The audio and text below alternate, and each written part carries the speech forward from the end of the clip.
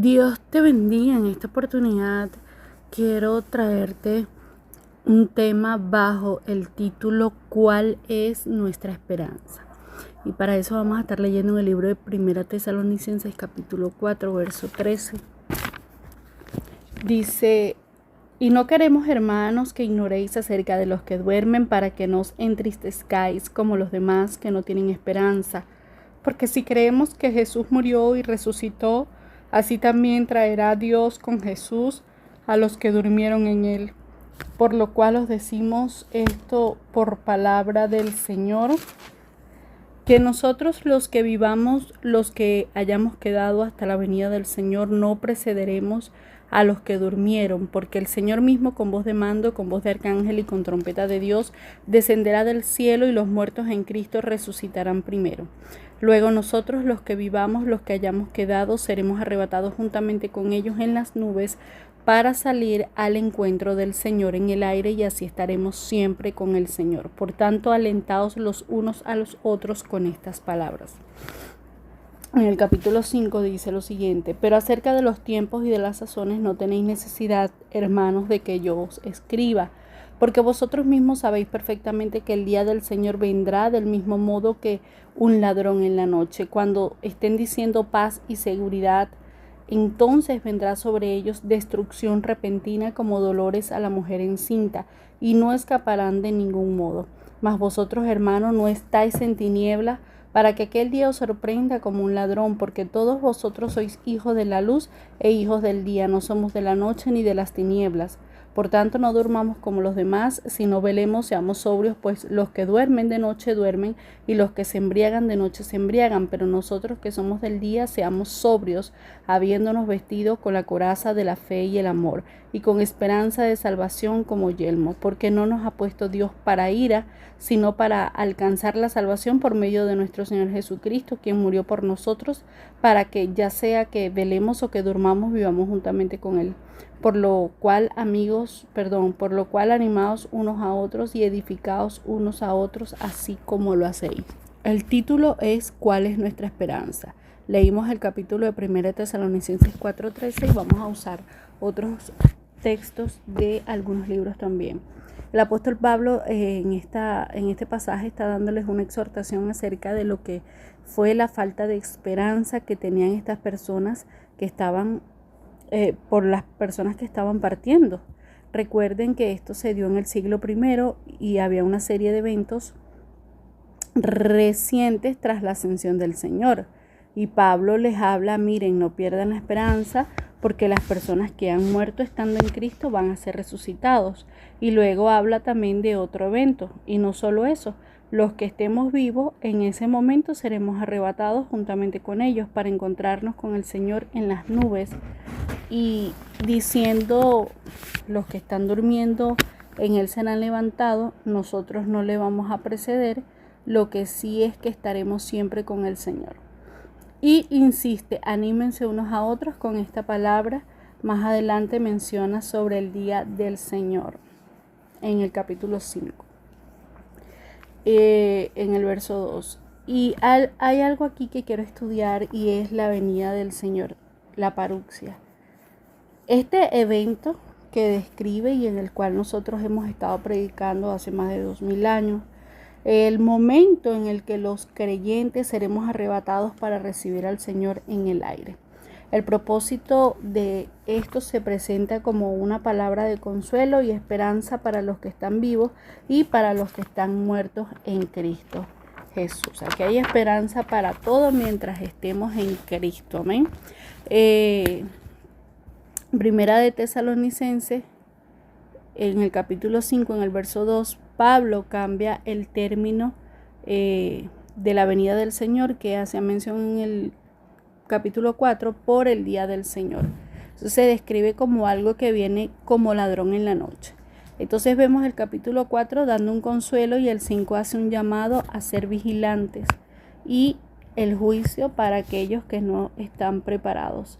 Según este enfoque, Tesalonicenses 4:15, la venida del Señor Jesucristo, que es la reunión de la iglesia con Cristo, que es nuestra esperanza, y en el 5:2, el día del Señor, que será un tiempo de juicio, consumación del reino de Dios, advertencia, y entra aquí lo que es la parte escatológica. Y es el tema más debatido porque este texto que yo les acabo de leer, para nosotros, los que aguardamos la esperanza en las promesas de Dios, no tomando textos fuera de contexto, sino por la palabra más que una postura en cuanto a si la iglesia pasará por la gran tribulación o no, tenemos en cuenta este texto de ser arrebatados, como está escrito en segunda de Tesalonicenses 2:6-7, a Pablo habla de lo que lo detiene, de qué detiene el evento de la gran tribulación. ¿Sí? El misterio del anticristo, el ministerio del anticristo que ya está en acción, y hace mención a que hay quien al presente lo detiene. Dice hasta que él a su vez se ha quitado de en medio. ¿Por qué tomo estos pasajes? Porque nuestra esperanza es estar con el Señor, y no solo eso, sino no estar presentes en estos acontecimientos que es la gran tribulación. Y nosotros sabemos que existen 3 posturas, las cuales son la postura de los pretribulacionistas, de los midtribulacionistas y de los posttribulacionistas. La postura pretribulacionista son los que creemos por la palabra que no viviremos estos juicios, y los midtribulacionistas son los que piensan que la iglesia del Señor pasará los 3.5 años y medio de la gran tribulación, es decir, desde los sellos hasta las trompetas. Y los posttribulacionistas que piensan que la iglesia va a pasar por la gran tribulación. Ahora, en cuanto a otra señal de ser arrebatados, como les mencioné antes, es que el Espíritu Santo, actuando a través de la iglesia o en la iglesia, es quien lo detiene. Entonces, la iglesia debe ser quitada del medio, el arrebatamiento, es decir, para que el anticristo se manifieste plenamente y comience su gobierno, porque ya él tiene un sistema, una ideología, un sistema operando en el mundo, lo que es que no ha aparecido como tal tangiblemente a gobernar. Entonces, vemos este evento, retención en el 2 de Tesalonicenses 2:6, el espíritu frena la maldad.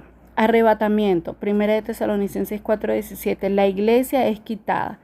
Manifestación, 2 de Tesalonicenses 2:8, manifestación del anticristo. Entonces, no pueden comenzar los juicios mientras la iglesia está acá. La iglesia, en muchos de mis videos les he hecho saber que es cada creyente que ha nacido de nuevo, no el que dice que es cristiano, no, sino el que ha nacido de nuevo. Esa es la iglesia, ¿ok? Porque en una congregación puede ir un montón de gente y decir que son cristianos, pero no todos son iglesias. No todos son iglesias, no todos nacieron de nuevo, no todos fueron convertidos, ¿ok?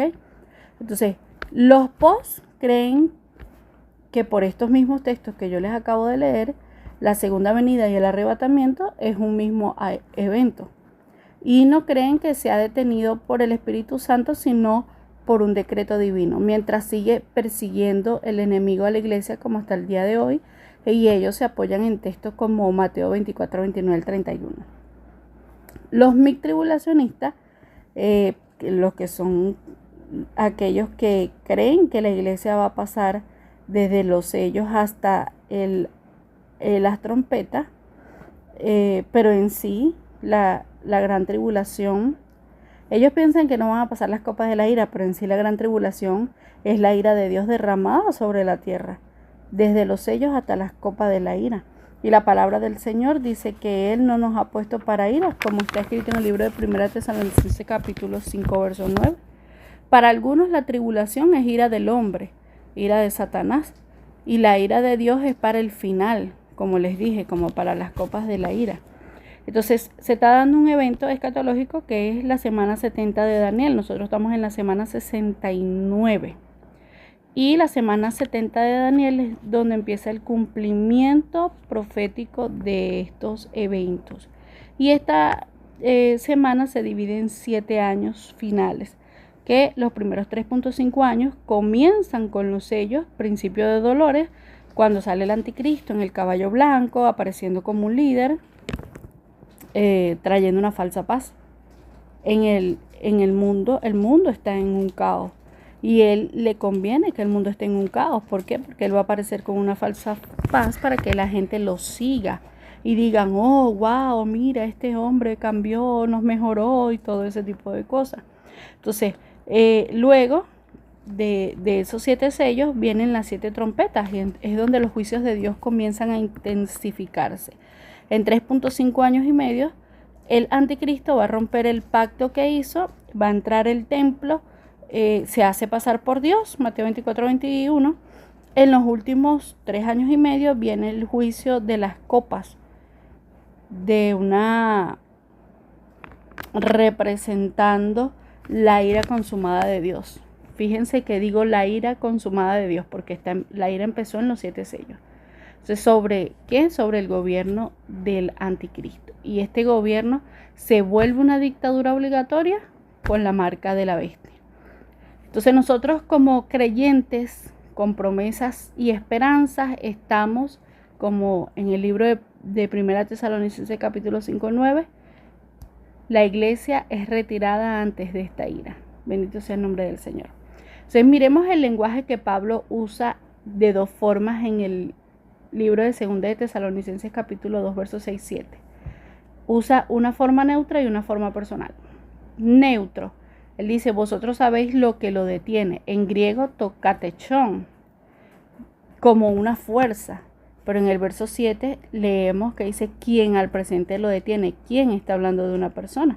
En griego, hokatechon, refiriéndose a una persona o ser específico. Entonces pasamos de lo que es una cosa, a quién, que es una persona.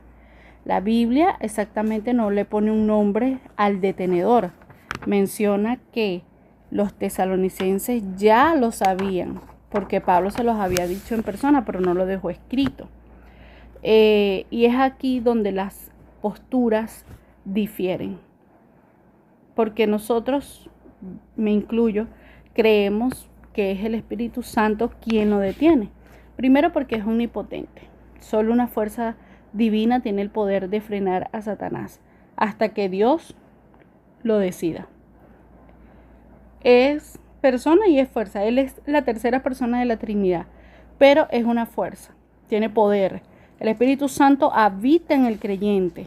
Si la iglesia es quitada la presencia del Espíritu Santo, entonces es retirada de la tierra, dejando libre el camino al anticristo. Siendo así, el Espíritu Santo es quien encaja en quien lo detiene.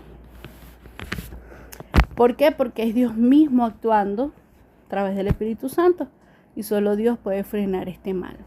Por ejemplo, la postura mic o post deducen que la iglesia pasará por la mitad o toda, porque la iglesia primitiva padeció tribulación. Ellos dicen, si la iglesia primitiva padeció persecución, ¿por qué nosotros no vamos a pasar persecución? ¿Nosotros somos más que ellos o somos los favoritos de Dios? No, pero en este caso era el hombre persiguiendo la iglesia. Satanás, que el Señor lo reprenda, persiguiendo la iglesia a través del hombre para erradicar el nombre del Señor, como lo hace hasta el día de hoy. Y quizás la persecución de antes era un hecho tan notorio en otro sentido, pero hoy el hecho de que todas las leyes, de que todos los valores, de que todos los principios que están sometidos a un esquema diabólico, imponer nuestra fe, nuestra creencia, significa ser rechazado, ser vituperado, ser hasta muerto. Por eso, es una clase de persecución del hombre también, pero muy diferente. Y de esas persecuciones a vivir los juicios de Dios, la ira, desde los 7 sellos a las 7 copas, es diferente. Y este es el punto donde chocan las 3 posturas. Pero la iglesia no debe estar aquí durante los juicios. Y vamos a ver este cuadro que les voy a dejar aquí. Y es tipos de sufrimiento. Uno es la persecución y el origen fue Satanás usando al hombre para probar la fe de los creyentes, para la iglesia desde el siglo I hasta nuestros días. El otro tipo de sufrimiento, bueno, la ira de Dios, origen Dios mismo. Pero ¿cuál fue? Castigar a los rebeldes para el mundo incrédulo. Castiga la rebeldía y va para el mundo incrédulo. Entonces, la persecución actual que hoy vivimos es un esquema diabólico donde se rechazan los valores y la fe. Es esa la ira del hombre. Y la Biblia dice que en el mundo nosotros tenemos aflicciones. Ahora, los juicios, diferencia de un gobierno humano persiguiendo cristianos, los juicios del Apocalipsis, porque son eventos sobrenaturales, estrellas cayendo, plagas, juicios divinos. Entonces ellos dicen, bueno, los primeros cristianos sufrieron, nosotros también. Y no debe ser así. ¿Por qué? Porque Dios no nos ha puesto para ira. Entonces la lógica dicta que la iglesia debe ser retirada antes de los juicios de los sellos. La iglesia pasará por la presión del hombre, pero no por la ira de Dios. Entonces vamos otra vez a 1 Tesalonicenses capítulo 5, verso 4. Pablo dice, hermanos, no estéis en tinieblas ese día para que no seáis sorprendidos. Pablo se refiere a andar en luz. Él habla entre estar en luz y estar en tinieblas respecto a la preparación espiritual. Y vemos dos palabras usadas aquí. Yo quiero invitarlos a que cuando lean la Biblia lo lean de forma correcta. Él dice, ellos, quienes los incrédulos, dirán paz y seguridad, y les vendrá destrucción repentina. El otro término es vosotros. ¿Quiénes son vosotros? Los hermanos de la iglesia. Dice, mas vosotros no estáis. Esta palabra aquí, o este verbo, no estáis. Fíjense, mucha gente dice no estén. No estáis en tinieblas. Y aquí se habla de un presente indicativo. Pablo dice como que ustedes no están en tinieblas. No pueden ser sorprendidos porque la ubicación espiritual no es la misma. Hemos sido trasladados de las tinieblas a la luz. Los que están en tinieblas serán sorprendidos, los hijos de la luz no. Entonces, ¿por qué Pablo advierte? Él lo hace no para que se preparen para vivir la destrucción, sino para que no vivamos como los que se van a quedar. Debemos ser vigilantes. Nosotros sabemos que el Señor viene pronto, así que nuestro estilo de vida debe ser más firme que nunca. No somos sorprendidos porque nos vamos con Cristo, aleluya. Entonces, un hijo de luz no vive descuidado, no vive en pecado, sino que vive esperando el encuentro con Cristo. El propósito es invitarnos a vivir en santidad. Y aunque la promesa sea que la iglesia no va a estar pasando la gran tribulación, si un creyente está como la parábola del Señor, cansado de esperar a su Señor, comienza a golpear a los consiervos, es decir, comienza a tener descuidos, a vivir en pecado, el arrebatamiento lo dejará en una posición de vergüenza. Y la santidad, déjeme decirle que no depende de un calendario profético, sino de nuestra relación actual con Dios. Y solo el Espíritu es quien nos puede ayudar, quien nos puede guiar con su guía, porque tenemos identidad en Él. Somos transformados por Él. Somos hijos de luz. Nuestra actitud debe ser una actitud vigilante, sobria, porque nuestra meta tiene que ser vivir en santidad, sin importar el momento, porque la promesa que nosotros tenemos, la esperanza que nosotros tenemos es la seguridad de estar en la presencia del Señor por la eternidad. Voy a hacer otra parte de este video porque es muy largo y no quiero que se fatigue. Que Dios te bendiga.